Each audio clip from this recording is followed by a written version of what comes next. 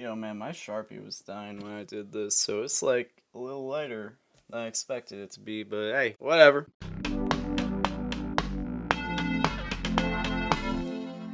Hello, everyone, my name is Tom, and today we're gonna talk about Kids Next Door. Y'all know Kids Next Door. I hope. I would hope you do. You got Nigel Uno, who is number 1, Hoagie Gilligan, who is number 2. Yeah, dog, honestly, I don't know all the full names off the top of my head. It's been so long. It's fucking. I know all the first names. You got Nigel, number 1. You got Hoagie, number 2. You got Kooky, number 3. You got.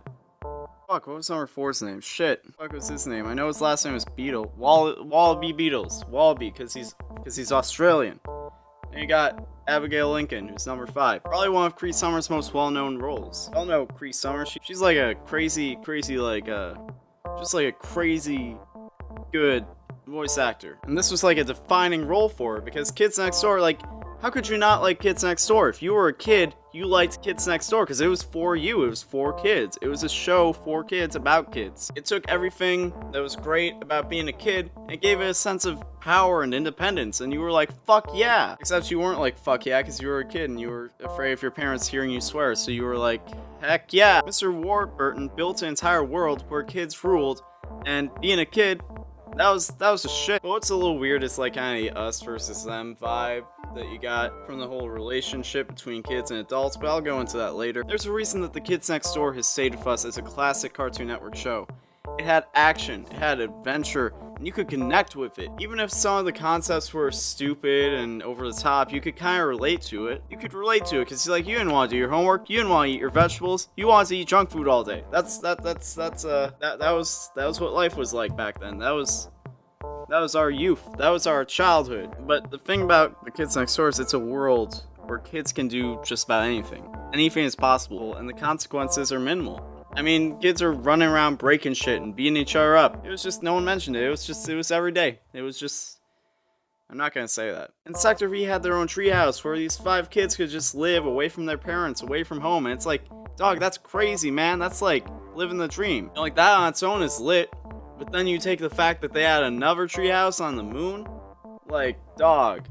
Kids were on the moon. How wild and inspiring is that? It's like, yo, kids, you can go to the moon, even if you are a kid. Kids Next Door gave you a feeling as a kid that no other show could. It was empowering. It made you feel like you didn't have to wait to grow up to do great things. But the saddest thing about it is all of us who experienced that, we've all grown up. Everyone who would come home from school and turn on the TV to participate in the camaraderie that was the Kids Next Door, we're all grown-ups now. We're all adults.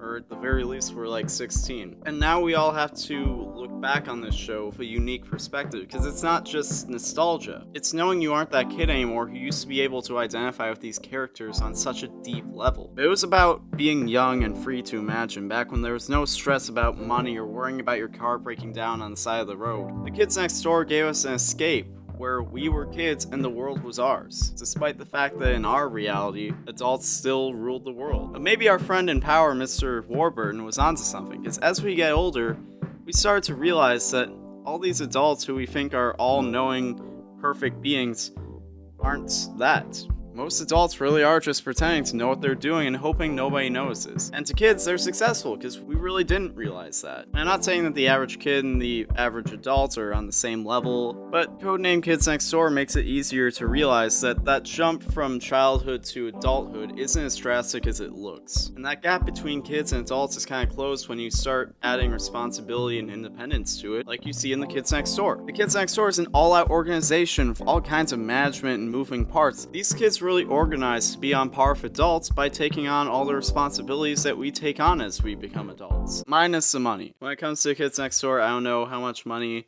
there is or isn't involved, and if there is, how the fuck they're getting it. When you take away the lore of the Kids Next Door, where the kids ruled the world and then they created adults and then all that other stuff, and adultism being a virus, what you have is a universe where kids and adults are almost equal thanks to the Kids Next Door. And it's a universe that all of us grew up in and got to be a part of. And now and now when we look back on the Kids Next Door, all we really want is the galactic Kids Next Door.